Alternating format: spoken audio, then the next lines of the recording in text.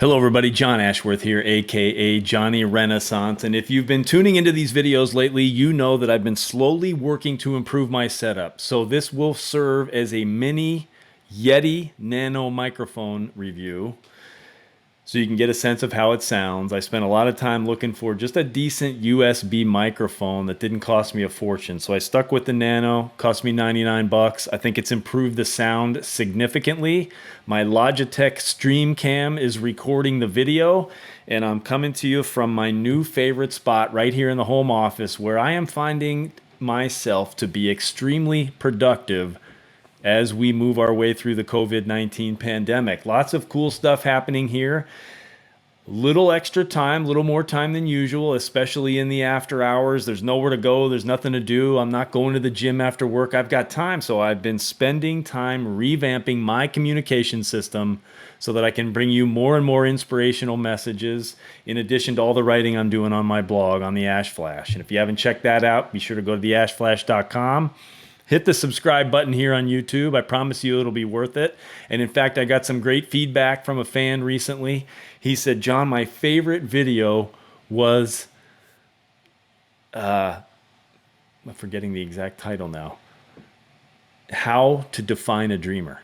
How to Define a Dreamer. It's got some great quotes in there. Just go to my YouTube. If you're not already on the YouTube channel, go to my YouTube channel. The handle is Fitness Nomad. Search that. How to Define a Dreamer. In fact, if you just put that into Google, let's try that right now. Just for fun, let's give this a try.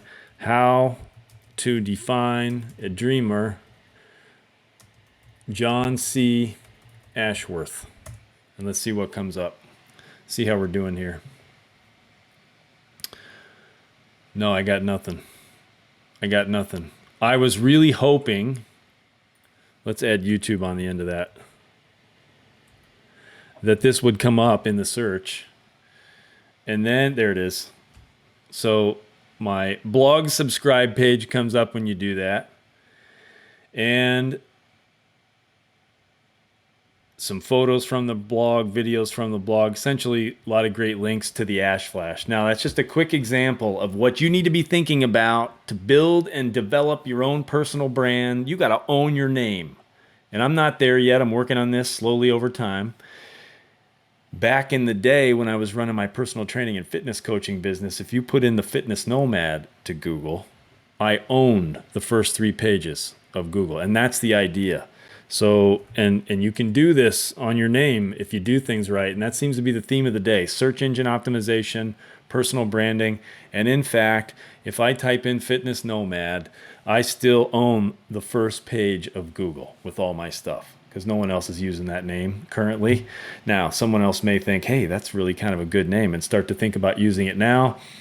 Completely up to you. I don't generally use that name anymore. It is my handle on the YouTube channel, Fitness Nomad. And if you're there and you're a subscriber, really appreciate you being here. You know, slowly I'm working toward 1,000 subscribers, trying to revamp that channel. If you found this on Facebook, please hit the like button. Please feel free to reach out to me. I am here for you. There are a couple things I want to share with you, and then that's going to be it for the day. I got to get upstairs, help finish making dinner. It's been a little bit of a frustrating end to the month. We've got one more day left tomorrow. I lost a deal today that I should not have lost. Someone got involved and blew it up. Someone on the other end. And it's unfortunate, because ultimately the business owner is not going to get what they need and deserve from the technology that I offer as a salesperson for Fraser Consultants. But, you know, c'est la vie. Things happen. Probably not meant to be.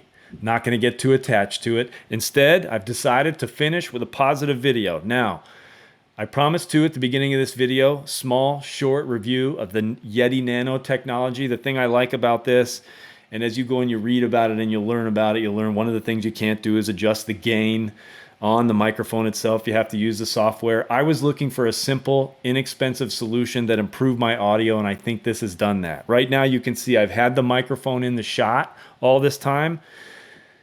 I'm going to move it away as I finish the message I have for you about this deal that I lost today. So I'm going to move it down on the desk. So now it's a little lower, and I've done this because now it's out of the shot. So it's a nice looking microphone. I love the gold color. It was all that it was available on eBay, so that's what I went for.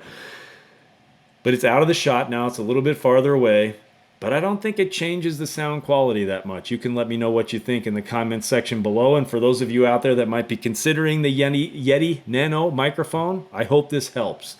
And in fact, some of my most popular videos here on YouTube are the reviews I've done on cars, the Bonjour tea kettle, how to poach just about anything, cooking video from one of my colleagues back in the day. And then, of course, how to set up text messages on your 2014 Toyota Camry. Man, that video blew up. It's incredible. It's going to be going toward 300,000 or 400,000 views here at some point. Kind of neat. Anyway, back to the point. The point is, never, ever, ever let go of your own marketing. I want you to repeat this phrase. And if you go to the Ash Flash, theashflash.com, and you put into the search bar, once you're on the Flash feed, put into the search bar, I'm a marketer in the business of, and then just hit the search button. I've written a few, at least one, if not a couple, 2, 3 really good articles on this subject. To be successful as a small business owner in particular right now, which is man, it's pretty challenging right now. You've got to be good at marketing, and you can't ignore it. And you can't turn the responsibility of your marketing over to someone else, because otherwise it's no longer a reflection, a true reflection of you, who you are, who you represent, and what you're trying to accomplish. And if that scares you and you don't like that idea, it's kind of tough, because if you want to be a successful small business owner, you've got to be a marketer in the business of, and you fill in the blank. That is your first title, all right? So for example, when I was running my personal training and fitness coaching business, I was a very talented, and still am, personal trainer, fitness expert, fitness guru, coach, great listener, all of these things. But I was a marketer in the business of fitness coaching, personal training, clinical exercise physiology, all of those things. You have to be both. And if you're not willing to be both, you really need to reconsider what you're doing, or at least really work hard to find somebody and make sure that they have your best interests in mind. And it's not their business. So chances are you just need to be careful, all right?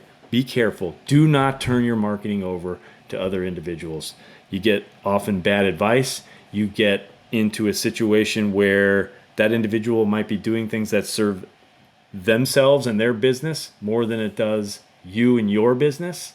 And again, it will not be a true reflection of what you need it to be for your small business. Okay, I'm just going to finish with a couple of quotes. Last night, the show I've been watching on HBO, it's all right, but it's entertaining enough. And the thing I like about it is it's really not, it's not something that you get hooked on and you feel like you got to watch more than one episode at a time. So it's nice to just kind of tune out and let go for an hour. Succession on HBO, kind of a neat show. Great quote from that show last night by Emerson. Emerson's got a lot of terrific quotes. In fact, I've got one sitting on the other side of the wall in the Ash Flash workshop, which maybe I'll share that with you too here. Every institution is the shadow of a single man. Think about that and how that might apply to your current situation. Maybe it gives you a little perspective. Maybe it gives you a few ideas. Maybe it just makes you a little bit more okay with the way things are right now, wherever you are, so that you can sit quietly, ground yourself, plug into your back body, as one of my yoga instructors always used to say, and tune in to all the universe has to offer you. Here's another one, completely unrelated, has to do with sales. I'm thinking of it now because we're coming toward the end of the month, and it's a little bit of a disappointing finish for me. And I lost this deal today, which I should not have lost. It was not my fault. Of course, I do take a little bit of responsibility, and I will think about it because I always want to be getting better. You don't walk over the details. So once you're engaged to that level and you've actually made a commitment to your salesperson to buy, for you to decide then to walk away on little details is silly. It's your own ego and your own emotions getting in the way of the right decision. Don't walk over the details. Find your way through the details to a deal. Are there still some times when you need to walk away? Of course there are. But in general, and this was something I learned so well inside the car business, so many deals, so many sales managers in the car business, not so many, a few of them that I really learned from. And what they were able to do over and over and over again is sit quietly and comfortably and confidently in the minutia of a deal that maybe went a little bit sideways, or where agreement couldn't happen, or where the customer was unhappy for a legitimate reason very often, or they got uncomfortable, or they got too emotional, or the price was too high, or you name the objection, you name the problem, you name the detail. No one walked away over the details. No one. Okay, I'm going to go grab that quote from Emerson so I can read that to you before I finish. Hang on just a second.